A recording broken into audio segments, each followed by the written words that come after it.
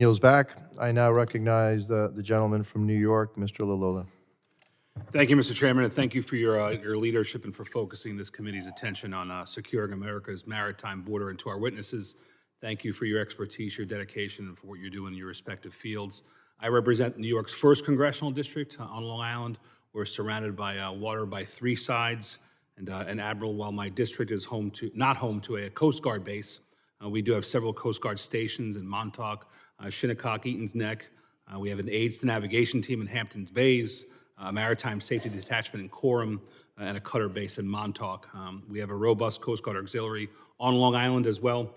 Specifically in my district, there are flotillas in East Hampton, Riverhead, Southold, Huntington, Northport, Stony Brook, and Port Jefferson. And my stepfather is actually a member of the flotilla in East Mauritius, and I'm very grateful for his service. Grandfather was a Coast Guardsman as well. And I'm grateful for what you're doing to help secure our waters and keeping Long Island and the country safe.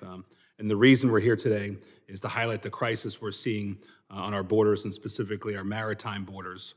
And the reality in which we live is that in the last fiscal year, in the 12 months of FY22, the Coast Guard interdicted 12,000 migrants at sea, while just in the first 4 months of this fiscal year, the number is at 7,400. So we're on a pace to double last year's numbers.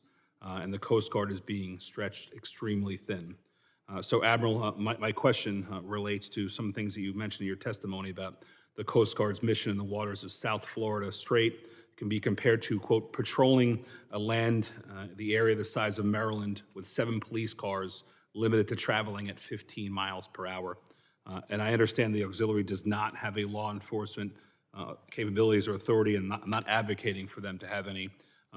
But with the increase in the number of interdictions, I would like to talk about how the Coast Guard auxiliary can be better used and shared to help secure our borders, specifically to stop these extremely dangerous voyages from continuing. So my first question, Admiral, is how has the auxiliary been used by the Coast Guard in their missions thus far? Thank you, Congressman, and thanks to Grandpa and Stepdad for their service as well. The Coast Guard Auxiliary is an incredibly important component of our overall force. We're 20,000 strong in the Coast Guard Auxiliary. These are volunteers who choose to spend their time supporting Coast Guard operations and, more importantly, Coast Guard personnel. I can tell you from my own experience, I had an auxiliary chaplain. We have an auxiliary chaplain program, which is incredibly important as you consider the impacts of conducting these life-saving missions. It is exhilarating when you can rescue someone from the sea, but I can tell you just the opposite is true when you have to inform a parent that their child is not coming home having been lost to the sea, which unfortunately I had to do multiple times. It was my auxiliary chaplain, Rick Braswell, who not only helped console those families, but helped me in the aftermath of those circumstances. That is what the Coast Guard Auxiliary does, is relieve the burden on our active duty workforce, whether it's providing ministry services like those I just described, cooking for Coast Guard crews. We have physicians. They really are immeasurably productive. In these particular cases, in direct support of the migrant interdiction mission, you're right, sir, they're prohibited by law from doing that, but they absolutely are part of the unified command that's structured to support these operations. Great, Admiral, and I hope that you would continue to tell Congress what we can do more to help build a robust auxiliary. But moving from that, have you had to pull, while you're patrolling in Florida and around the southern part of the United States, have you had to pull resources from other parts of the country, like New York, to assist in the efforts around the Keys, the Gulf, and other waters around the Caribbean?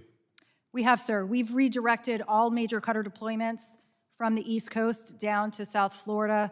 About half of our patrol boat deployments and about 40% of our maritime patrol aircraft have been redirected to South Florida and further offshore, the Old Bahama Channel, closer to Haiti and places like that. Our direction is to detect and interdict these migrant ventures as far from U.S. shores as possible, and we, with the authority to do that, tend to push further offshore, sir.